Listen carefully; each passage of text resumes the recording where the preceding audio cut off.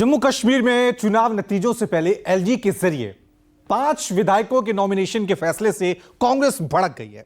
कांग्रेस ने दो टूक कहा है कि बीजेपी इसके जरिए लोकतंत्र की हत्या करना चाहती है और कांग्रेस इसे कतई बर्दाश्त नहीं करेगी। फारूक अब्दुल्ला ने भी बीजेपी की राजनीति को लोकतंत्र विरोधी बताया है।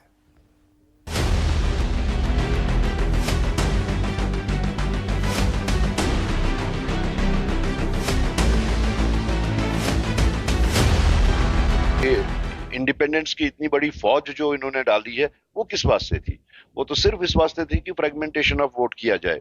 जब इनके वो स्कीम जो पॉपुलरली लोग जिसको कहते हैं ए टीम बी टीम सी टीम का, इनको लगा कि वो सारे फार्मूलाज वो सारे एक्सपेरिमेंट्स फेल हो गए हैं, तो उन्होंने ये एक नया नॉवल तरीका निकाला।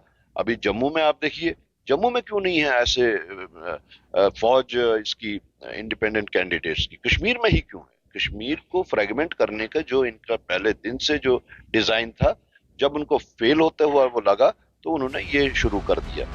एग्जिट पोल में जम्मू कश्मीर में भी बीजेपी नेशनल कॉन्फ्रेंस और कांग्रेस गठबंधन से पिछड़ती दिख रही, लेकिन जम्मू कश्मीर में सबसे बड़ा सवाल बहुमत के आंकड़े का है, जो 46 की जगह बदलकर 48 हो सकता है। वजह ये कि केंद्र सरकार एलजी के जरिए 5 सदस्यों को नॉमिनेट करने की योजना बना रही। बीजेपी के इस कदम को कांग्रेस और नेशनल कॉन्फ्रेंस ने लोकतंत्र की हत्या बताया, तो लगे हाथ ये भी ऐलान कर दिया है कि अगर जम्मू कश्मीर में जनादेश के साथ साजिश हुई तो जनता बर्दाश्त नहीं करेगी। बीजेपी के पैतरेबाजी के खिलाफ ईंट से ईंट बजा देगी।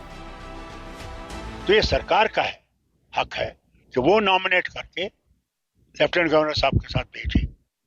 उनका हक नहीं है।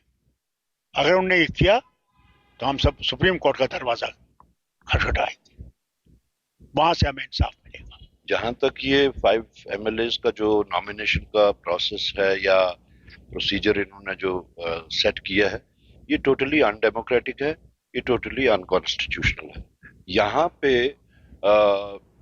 इंडियन कॉन्स्टिट्यूशन में इवन प्रेसिडेंट के वास्ते जो इख्तियारात रखे गए हैं इस वास्ते, वो भी आर्बिट्रेरी नहीं है कि आप एलजी को जो इख्तियारात दिए गए हैं, चाहे वो होम मिनिस्ट्री से नामों की लिस्ट आए या इनकी खुद की प्रिपेयर्ड लिस्ट हो, तो ये जो है ये नेफेरियस डिजाइन है। जम्मू कश्मीर में 90 विधानसभा सीटों के लिए चुनाव हुए और इस हिसाब से सरकार बनाने के लिए किसी भी पार्टी या गठबंधन को 46 विधायकों के समर्थन की जरूरत होगी।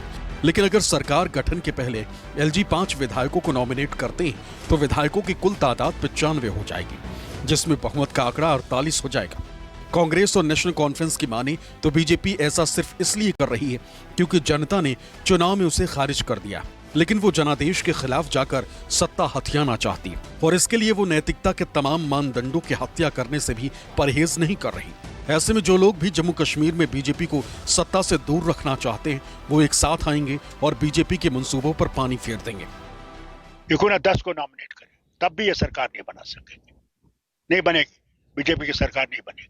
सवाल इस बात का वो कैसे हुकूमत बनाएंगे, कहां से लाएंगे, क्या खरीदेंगे, कितने कितने करोड़ देंगे? इन्हें खरीदने की पॉलिसी रखती है क्या?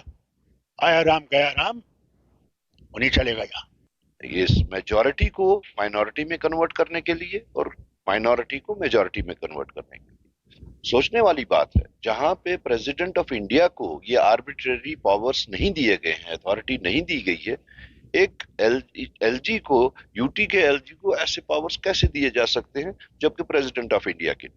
तो हमारा मानना है कि ये एक, चूंकि ये इलेक्शन से पहले ही अमेंडमेंट्स का वो था, तो ये एक प्री पोल रिगिंग के तौर पे मैं इसको मानता हूँ। जम्मू कश्मीर के चुनाव में कांग्रेस और नेशनल कॉन्फ्रेंस गठबंधन के तहत चुनाव लड़ी थी, जबकि महबूबा मुफ्ती की पार्टी अकेले दम पर उतरी थी। लेकिन एग्जिट पोल के बाद महबूबा मुफ्ती ने कांग्रेस को समर्थन का इशारा दिया, तो अब नेशनल कॉन्फ्रेंस के अध्यक्ष फारूक अब्दुल्ला ने भी कह दिया है कि जरूरत पड़े या न पड़े वो पीडीपी को साथ लेकर चलेंगे।